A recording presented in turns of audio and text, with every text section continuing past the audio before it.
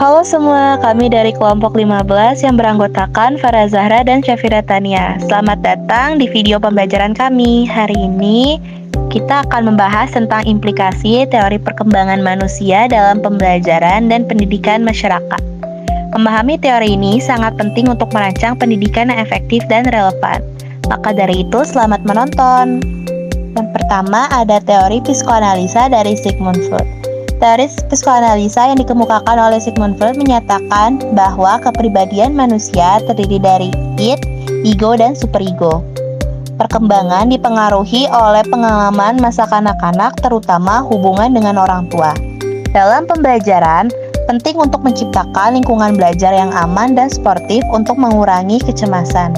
Siswa juga perlu dibantu untuk memahami dan mengelola emosi mereka. Dalam konteks pendidikan masyarakat, meningkatkan kesadaran orang tua tentang pentingnya pengasuhan yang positif sangatlah penting. Yang kedua ada teori psikososial dari Erik Erikson. Erik Erikson mengajukan teori perkembangan psikososial yang terbagi dalam 8 tahap. Setiap tahap memiliki krisis yang harus dihadapi dan diselesaikan.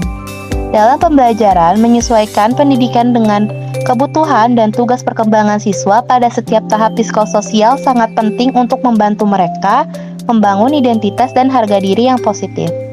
Pendidikan masyarakat perlu meningkatkan kesadaran tentang pentingnya perkembangan sosial dan emosional anak, serta menyediakan program yang mendukung.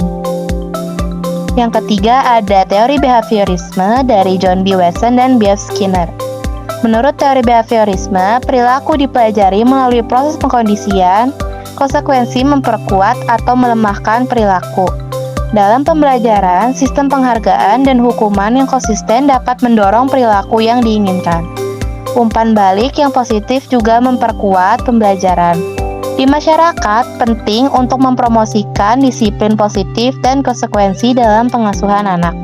Yang keempat ialah teori kognitif oleh Jean Piaget dan Lev Vygotsky.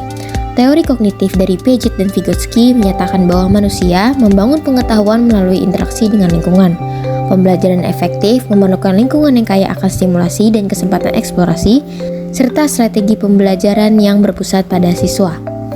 Penting juga bagi orang tua untuk mendukung perkembangan kognitif anak melalui bermain dan eksplorasi di rumah. Yang kelima ialah humanisme oleh Carl Rogers dan Abraham Maslow.